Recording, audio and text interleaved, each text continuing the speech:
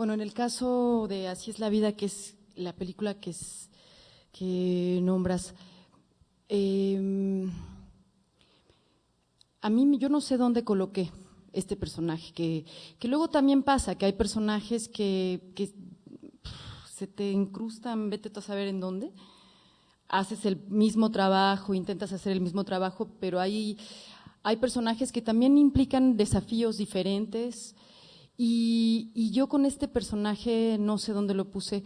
Vaya, en realidad este trabajo de identificación al que yo me refería al principio es algo que tienes que trasladar necesariamente a la ficción. O sea, partes como de qué reconoces en ti, pero que lo tienes que trasladar a las circunstancias del personaje, porque si no es un psicodrama que no sirve para nada ni a nadie le interesa.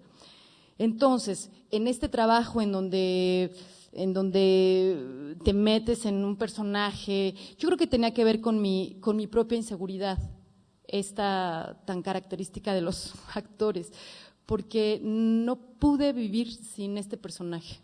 Fue una cosa horrible.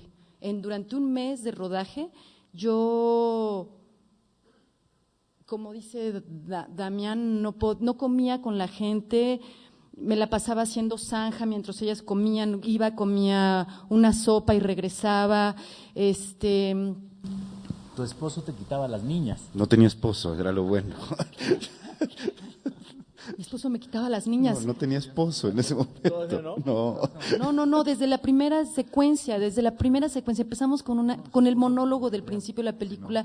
Fue un desafío tan terrible que yo no pude cortar esas inseguridades, que depende de dónde estás y de cómo te agarra un personaje y un proyecto, que yo no cortaba, porque sentía que ya habíamos logrado una escena increíble tal, y yo no podía sonreír, decía mañana va a ser otro desafío igualito, porque claro, la característica de ese personaje era unidad de tiempo, era un solo día en su vida, entonces era machar todo así, era un mes de trabajo y todos los días de trabajo eran el mismo día del personaje, entonces yo estaba en el ácido todo el tiempo.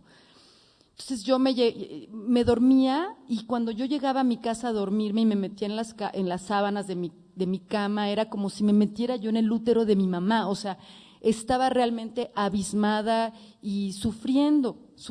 Un día pensaba que no me iba más a levantar, entré como en un estado delicado, creo. Y sí, y hacíamos la siguiente escena, y había escenas que disfruté muchísimo. La escena de la marrana, la escena de cuando viene a quitarme a las criaturas. Ahí sí me permití un poco de felicidad, porque Arturo llegó y dijo, eran 3 escenas, y de repente dijo, las vamos a hacer las 3 juntas. Y van a estar ustedes, va a ser un plano secuencia de 12 minutos. Ustedes van a estar caminando por todo. ¿Sabes? Pero yo estaba todo el tiempo ahí. El personaje estaba todo el tiempo ahí, así como dices aquí que me diga cómo va, que si voy a estar arrastrándome, si voy a estar trepada en la lámpara, si voy a estar en el sillón, donde quiera, aquí estoy, aquí he estado todo el tiempo, ¿no? Entonces, bueno, lo hicimos y él estaba muy contento y todos estábamos muy contentos, y ese fue el único día que yo me puse contenta. Pero si no, todo el tiempo fue un infierno. Y ya, salí de ese proyecto.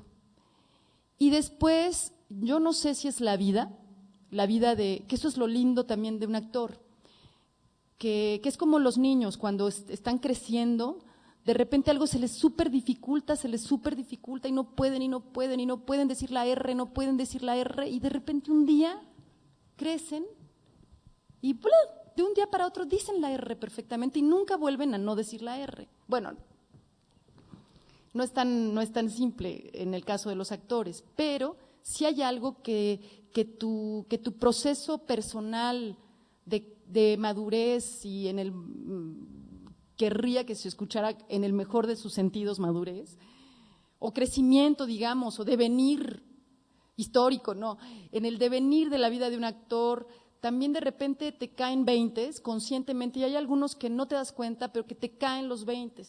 Y cito otro proyecto con Arturo Ripstein, que es la última película que acabo de hacer con él, que se llama Las razones del corazón, que produjo Roberto Fiesco, en donde el personaje era una adaptación de Madame Bovary, un proyecto muy paralelo a Así es la vida, en donde el personaje eran sus 2 últimos días, en donde era una caída y una depresión y una desesperación constante hasta la muerte.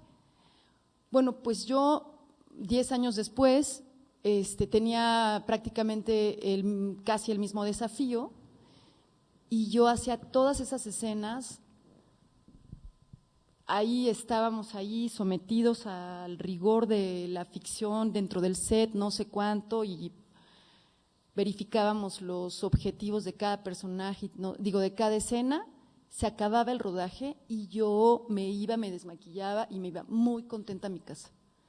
Y creo que eso es muy gozoso. Creo que ese ir y venir, no sé cómo se logra y no sé.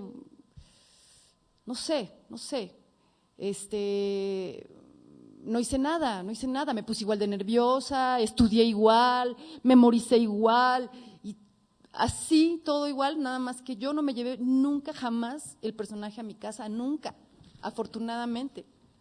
Y regresaba y accedíamos todos juntos otra vez, nos preparábamos, nos concentrábamos, entendíamos lo que había que hacer, lo hacíamos y todo era muy satisfactorio y yo terminaba, me desmaquillaba y me iba feliz corriendo a darle de comer a mis criaturas, entonces creo que eso sí yo creo que es un proceso, pero entender que cuando estás en la escuela es difícil esa línea de la ficción y la realidad, y ahí vas creyendo, sabes, enamorándote del personaje, del actor con el que trabajas, empiezas a confundir un poco todo, y yo creo que es un logro muy grande como actor, ir como pudiendo así delimitarlo. No, esta es mi vida y esta es la del personaje. Y más vale, porque yo creo que el referente y el material con el que trabaja un actor es el piano de los pianistas, pues es una cosa allí, no, pero el de los actores somos nosotros, y más nos vale estar como bien en la tierra, pues, o en la realidad, bien, como decía Damián, que decía no sé quién, bien sano, bien así, bien objetivo, bien con mucho sentido común, para poder observar y para poder analizar la realidad y el referente del que se alimenta una ficción.